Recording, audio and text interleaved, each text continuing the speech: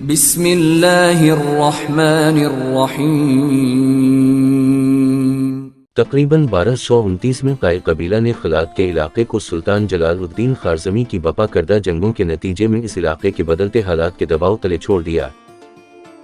ये लोग दरियाए दजला के हौज़ की जानिब के इलाकों की जानिब हिजरत कर गए। काई कबीला सुलेमान शाह और अर्तुगरल की सरकर्दगी में अपने वतन को छोड़कर मुख्तलिफ मुल्कों में घूमता हुआ शाम के मशहूर शहर हलब की जानिब रवाना हुआ, ताकि वहाँ के अमीर मलिक अल अजीज से ज़मीन हासिल करके शाम के इलाके में अपने कबीला को आबाद किया जाए। लेकिन इस दौरान दरियाए फरात के किनारे कबीला के सरदार सुलेमान शाह की वफात हो गई। सुलेमान शाह का तीसरा बेटा अर्तुगरल काई कबीला का सरदार बना। वो बहुत ज़हीन और बेहतरीन जंगजू था। सुलेमान शाह की वफात के बाद कबीला का बेशतर हिस्सा उस वक्त मुंतशिर हो गया, लेकिन जो लोग रह गए वो अर्तुगरल की सरबराही में सबसे पहले अखलात आए थे, फिर अखलात से हलब गए।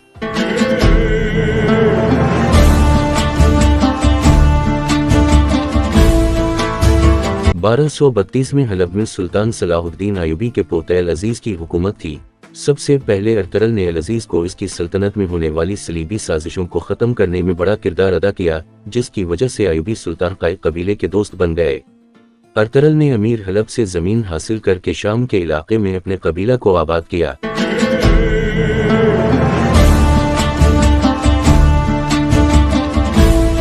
जहां सुलीबियों से मुसलसल इसकी लड़ाई रही और बलाखिर इस कबीला के जंगबाजों ने हलब के इलाके में सुलीबियों के खुफिया किला को मिस्मार कर दिया। इसके बाद अर्तुगरल ने कुछ जंगजुओं और कबीले के कुछ लोगों के साथ अनातोलिया की तरफ सफर किया।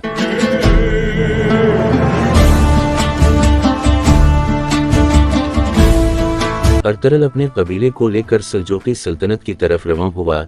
ये जमात, जो तकरीबन सिर्फ 400 घरानों पर मुश्तमिल थी, सुल्तान अलाउद्दीन के ज़ेर साया पनाह लेने के लिए पायातख्त कोनिया की तरफ जा रही थी कि रास्ता में नगोरा के करीब अर्तुगरल को दो फौजी मसरूफ जंग नजर आए। वो किसी फरीक से वाकिफ न था, लेकिन ये देखकर कि उनमें से एक तादाद के लिहाज से कमजोर और दूसरी कवी है,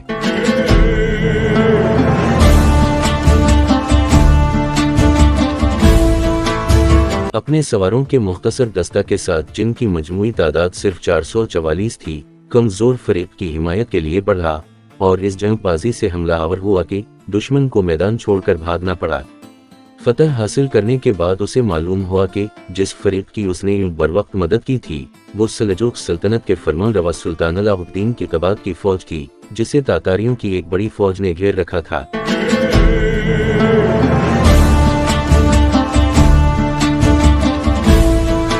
अर्तुगरल के इस कारनामे के सिले में सल्जूक सल्तनत के फरमानरवा सुल्तान अलाउद्दीन के कबाब ने इसे सोबूत का ज़रखेज़ इलाका, जो दरियाए सुकारिया के बाएं जानिब बाज़ंतीनी सरहद के करीब वाक़ था, जागीर में अता किया और सोबूत का शहर भी उसे दिया। सुल्तान अलाउद्दीन ने अर्तुगरल को इस जागीर का सिफ़त सालार भी मुकर्रर किया।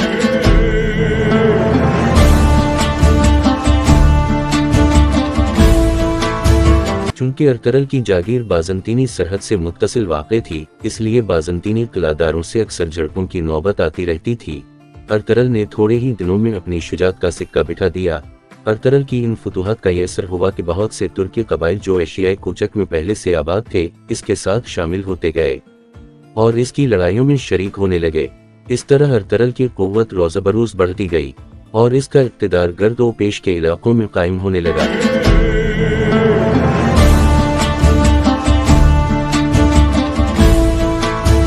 एशियाई कूचक में दौलत सल्जूकी अंदरूनी इख्तिलाफ और उमरा की बगावतों के सबब ज़वाल की आखिरी मंजिल में थी।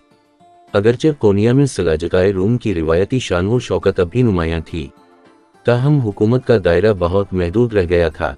एक तरफ तातारियों ने जुनूबी और मशरक़ी इलाकों पर कब्जा कर लिया था, तो दूसरी तरफ ईसाइयों ने शुमाल और मशरिक़ के कदीम बाज़ंतीनी सूबों के अक्सर हिस्से वापस ले लिए थे।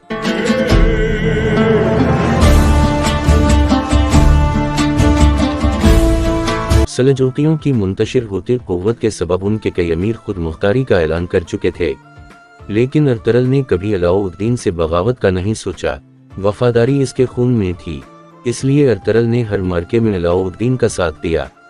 ऐसी हालत में अर्तुगरल जैसे दिलेर सरदार और नायक की फुतूहात से अलाउद्दीन को इत्मीनान नसीब हुआ और उसने अर्तुगरल को मजीद इनामात अता किए।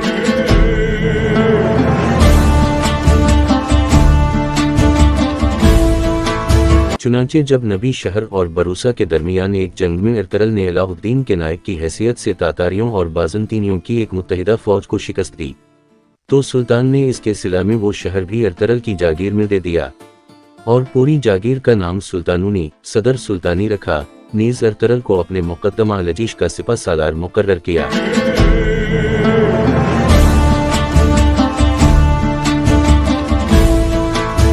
इस वसी इलाका में बकसरत चरागाहों और ज़रख़ेज़ ज़मीनों के अलावा मुतअद्दिद किले भी थे, मसलन कराजा हिसार, बल्ले जैक वगैरह। लेकिन सुल्तानूनी के अक्सर हिस्सों में खुदसर अमीरों का कब्जा था। इस जागीर पर अपना तसल्लुत कायम करने के लिए अरतरल और इसके बाद इनके बेटे उस्मान को मुद्दतों जंग करनी पड़ी। सुल्तान अलाउद्दीन के इल्म का निशान हलाल था। अरतरल ने भी इसके नायक की हैसियत से उसी निशान को इख्तियार किया, जो आज तक तुर्कों की अजमत का कौमी निशान है।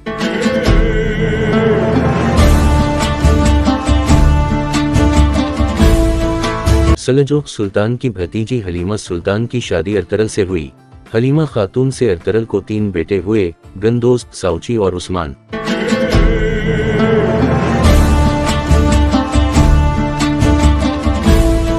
उस्मान भाइयों में छोटे थे।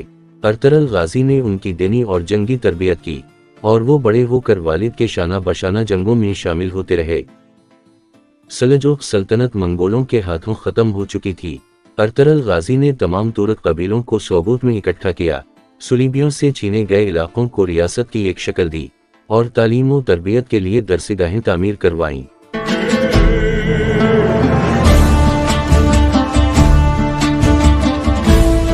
687 हिजरी बमताबक 1288 ईस्वी में अरतरल ने 90 साल की उम्र में इंतकाल किया और सबूत के करीब दफन हुआ।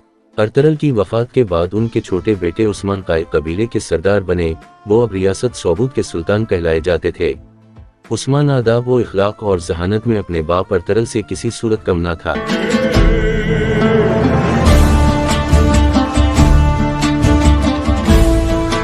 उस्मान भी अपने बाप की तरह हमेशा सल्जूकियों का वफादार रहा। सुल्तान अलाउद्दीन सल्जूकी बाद में उसके बेटे सुल्तान गैसुद्दीन सल्जूकी की वफात के बाद उस्मान को एक आज़ाद और खुद मुख्तार ताजदार तस्लीम कर लिया गया। 1299 में उस्मान ने अपनी सल्तनत कायम की, जो खिलाफत उस्मानिया के नाम से मशहूर हुई।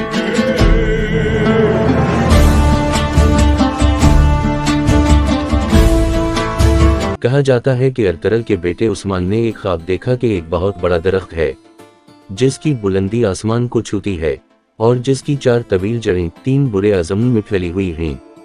ख्वाब की तबीर के मुताबिक दरख्त सुल्तनत उस्मानिया था और जड़ें उन दरियाओं की तरफ इशारा करती थीं जिनके आसपास के इलाकों पर उस्मानी इक़्तिदार कायम होना था।